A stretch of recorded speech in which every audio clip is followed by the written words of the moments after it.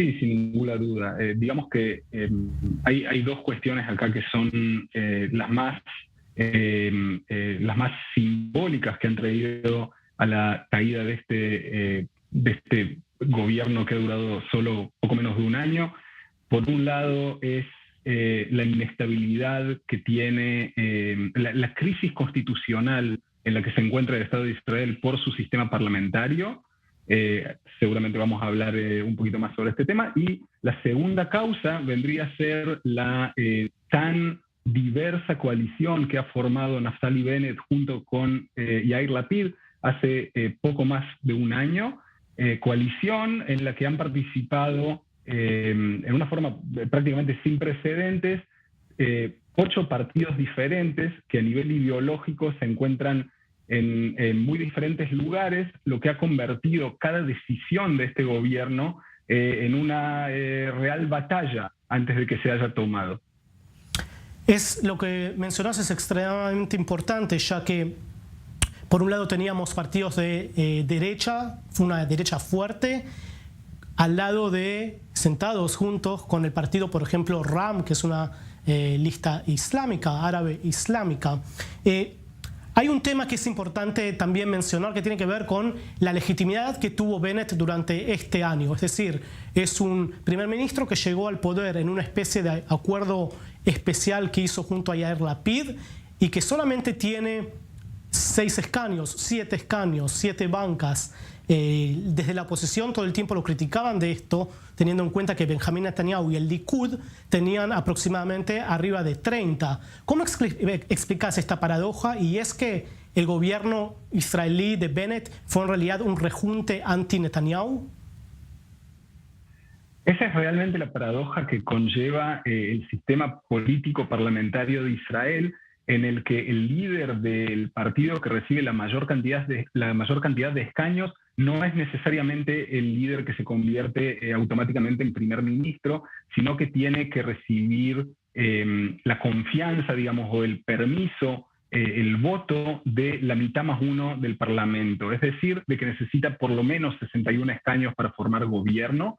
Y de hecho, Naftali Bennett concretó la alianza con Yair Lapid hace un año, después de que Netanyahu no pudo concretar ningún tipo de gobierno durante 3 elecciones seguidas.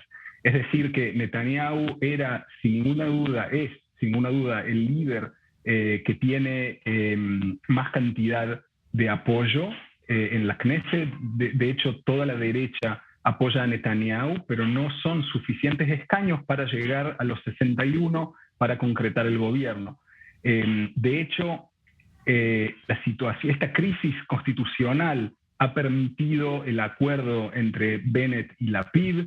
Han creado esta coalición tan frágil desde el primer momento, en la que cualquier tipo de decisión, ya sea tanto política como económica, como cuestiones que tienen que ver con religión, como así también por supuesto, con cuestiones que tienen que ver con el conflicto árabe-israelí, esta coalición se ha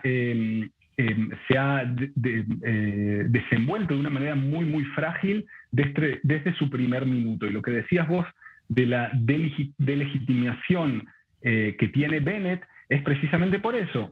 Digamos que toda la derecha israelí está apoyando a Benjamin Netanyahu, que ha recibido más de 30 escaños en las últimas elecciones, y un político que no tiene apoyo por detrás de él, con un partido muy pequeño, ha conquistado el rol más importante e incluso quien dice el rol más difícil del mundo. A la gente a la gente que nos está viendo alrededor del mundo, seguramente si les ha salido ver la excelente serie en Netflix, la serie Borgen de Dinamarca, en la que la primera ministra Birgitta Nyborg se convierte en primer ministro tan solo con 4 o 5 escaños a su favor, con un sistema gubernamental bastante parecido al de Israel. Definitivamente va a encontrar las líneas paralelas entre la situación política de Dinamarca en esa serie y la situación política de Israel en el caos político en el que este país se encuentra en los últimos 4 años. Debo mencionar que en la serie de Netflix, por lo menos en Dinamarca, la pudieron pilotear bastante bien. Mejor que en Israel, seguro. Vamos a hablar del precedente, que uno de los puntos más interesantes que tuvo el gobierno, que es que la incorporación por primera vez de un partido árabe en la coalición de gobierno. Estamos hablando de RAM, de la lista islámica. ¿Pensás que esto efectivamente es un precedente? ¿Pensás que con el Likud, digamos, un futuro gobierno de Netanyahu, por poner un ejemplo, RAM también sería parte del gobierno?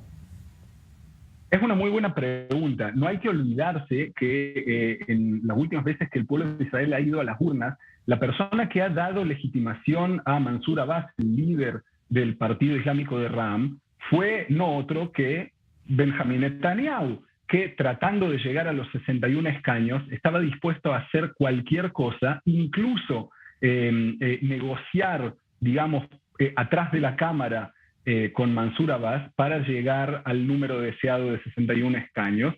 No lo ha logrado, pero en el momento de que de este partido negoció con Bennett, el mismo Netanyahu, que como dije anteriormente, fue el que legitimizó a Mansur Abbas, lo ha transformado en ilegítimo. Así es la política. Tal cual. Hablamos de Netanyahu, hablamos del Likud. Hay que dar por sentado que Netanyahu va a ser el candidato del Likud. Es decir, ¿cómo sigue el proceso dentro del Likud? ¿Van a internas o no hay internas? Sí, en los próximos meses, calculo que el mes que viene o incluso a fines de agosto o en septiembre, el partido Likud va a ir a elecciones internas. No se sabe quién se va a proponer frente a Netanyahu. Hoy en día, quien era el presidente de la Knesset, Yuli Edelstein, ha declarado de que va a contraponer a Netanyahu, como así también quien fue el intendente de la ciudad de Jerusalén por muchos años, Nir Barkat, también ha anunciado que quiere contraponerse a Benjamín Netanyahu en el Likud. Decirte en este momento de que los dos van a llegar a la línea final y va a haber 3 candidatos hasta el momento que lleguen los votos, no te lo puedo asegurar. El apoyo y la fuerza que tiene Benjamín Netanyahu dentro del partido Likud es muy, muy grande, es histórica, y también el Likud como partido funciona muy diferente que los partidos de la izquierda. Generalmente el líder del Likud deja el partido solamente cuando él decide dejarlo y no cae en elecciones. Así que es una muy buena pregunta.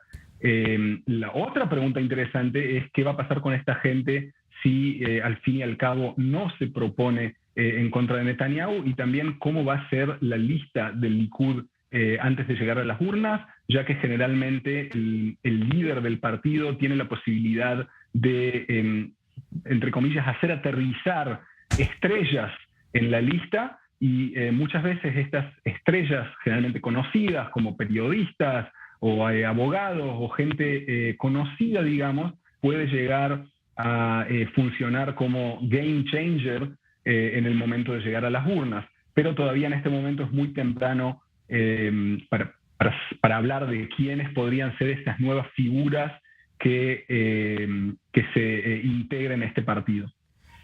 Mencionaste las figuras, estrellas. Hay una persona que, si bien ocupó un cargo bastante importante, casi el más importante en el gobierno, estoy hablando de Benny Gantz, el ministro de Defensa israelí.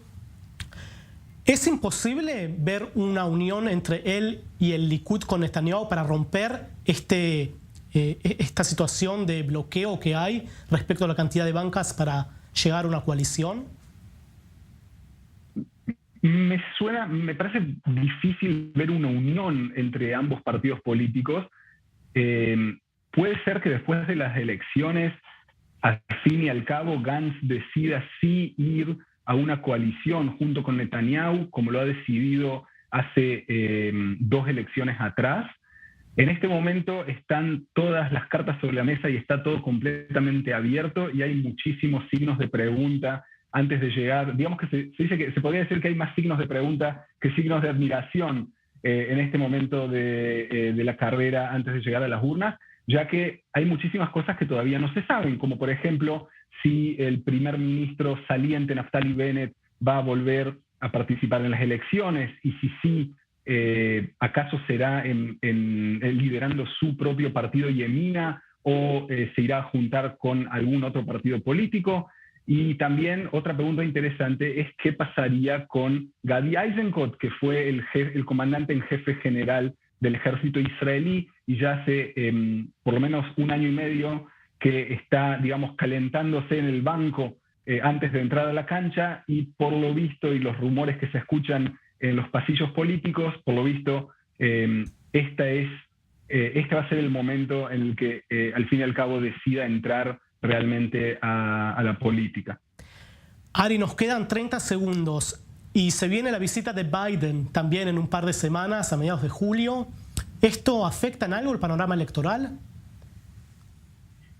Digamos que éramos pocos y parió la abuela, como quien dice. En todo el embrollo político está la visita de Biden. La verdad es que yo particularmente estoy sorprendido de que la visita no se haya cancelado, ya que generalmente el gobierno americano trata de no meterse en la política israelí, y una visita de este tamaño en este momento tan frágil a nivel político podría ser entendido